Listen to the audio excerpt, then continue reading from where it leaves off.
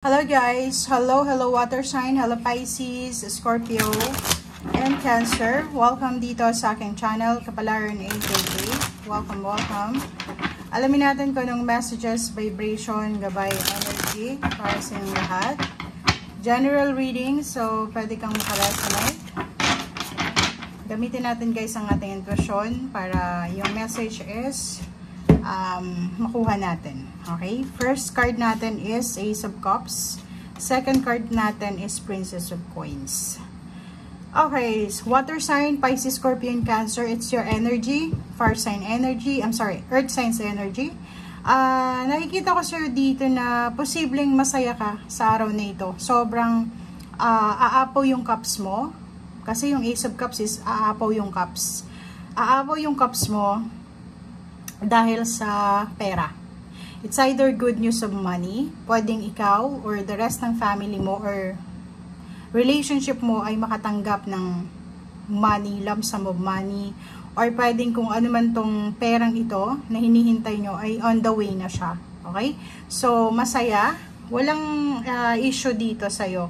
Okay? Parang sinasabi ng barahan na good news ito para sa lahat ng water sign, Pisces, Scorpio, and Cancer na naghihintay ng like salary, advance payment, or pwedeng naghihintay kayo ng bayad sa utang or magpautang sa inyo. So, dito nakikita ko na masaya ka sa araw na ito.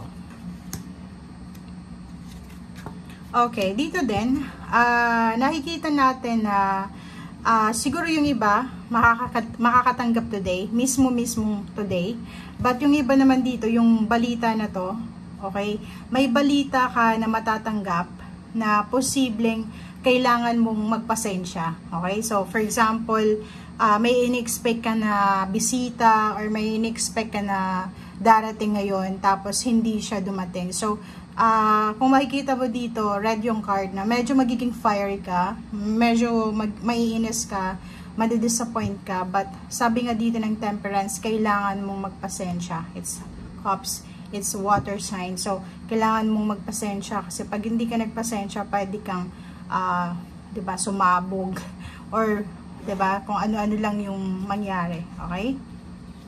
And, luckily, 6 of Wands, kung makikita mo dyan, so, yun. Tingnan mo, diba?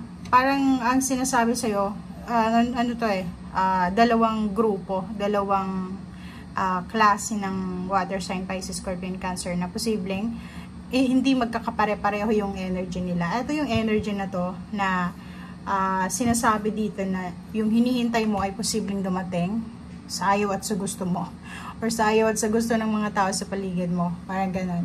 Ito naman, kailangan mo ng pasensya kasi posibleng yung hinihintay mo is on the way na, pero parang ano pa, yung nasa taas pa siya sa universe pa siya, or pwedeng naglalakbay pa lang. Okay? So, victory, success, and recognition, rewards, awards, parang ganun. Kung if ito yung in-expect mo or ito yung minamanifest mo, pwedeng nakuha mo na siya today. Kung ano man yan, letters, confirmation, chats, call, clarity. Pero yung iba sa inyo dito, sinasabi na maghintay pa kayo ng konti. Okay, the world card, so dito siya. Etong the world card na to, sinasabi na completion. Parang, like, kung may mga payouts dito, loan sa banko or ano pa man, kailangan mong asikasuhin yung papeles. So, siguro tapos ka na sa pag-asikaso, nasa energy ka na naghihintay ka na lang kung kailan yung release, kung kailan darating. The Sun and Ten of Cups. May upcoming tayo ditong celebration. May upcoming tawag dito, celebration, family gatherings.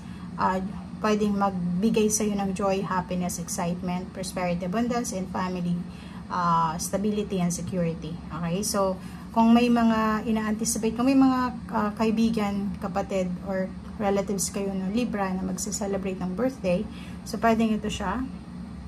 Okay, so pwedeng today, may mga celebration of happy birthday.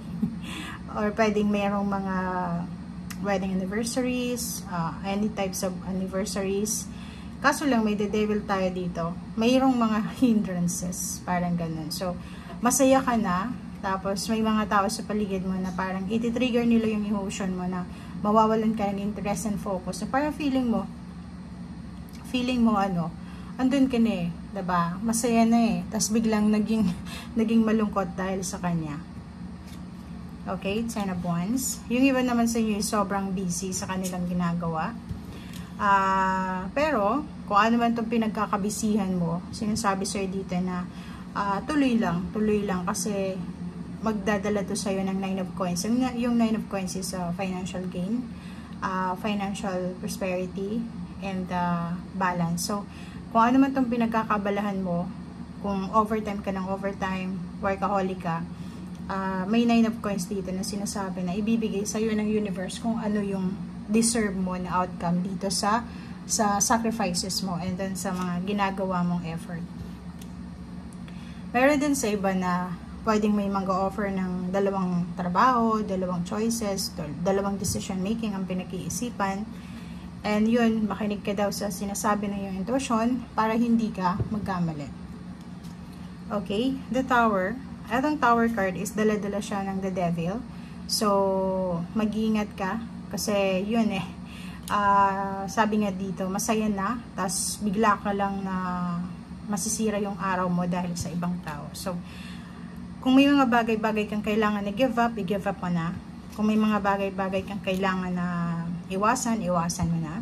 Kasi yung Queen of Cups sinasabi na kailangan mong i-prioritize yung peace of mind, kailangan mong i-prioritize yung harmony and balance, lalo na sa relationship and then sa environment mo. Rest. At ang rest na to is maganda kasi sinasabi sa'yo na as much as possible, i-prioritize mo din yung pagtulog, yung pagkain ng tama, yung mindset mo, dapat positive mindset lang. I-prioritize mo din yung health mo, physical health, healing, mental, spiritual, psychological, parang ganun. So, magpahinga kung pagod and iwasan yung sobrang pagod. 10 of Coins. Yung 10 of Coins mo dito, plus mayroon ditong 9 of Coins, sinasabi na,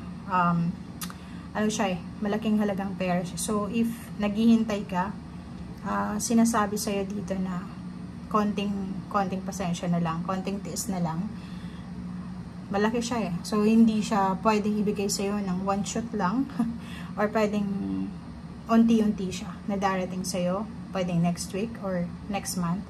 Basta may parating dito na malaking halaga na pwedeng magbigay sa'yo ng excitement. So, Queen of Coins yun. Sinasabi sa'yo dito na mahawakan mo yung perang yan na hinihintay mo as soon as possible. Okay? Thank you guys and see you again. Bye!